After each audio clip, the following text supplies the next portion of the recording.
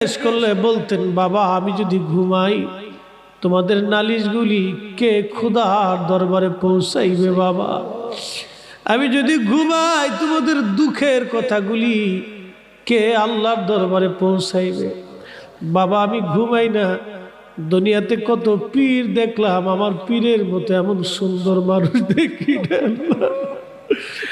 দুনিয়াতে কত মানুষ দেখছি,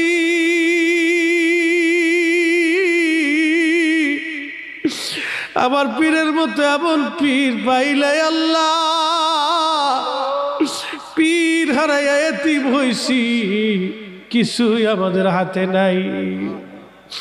কি ধন আছে, কি ধন দিয়ে আমি মন জুগাবো,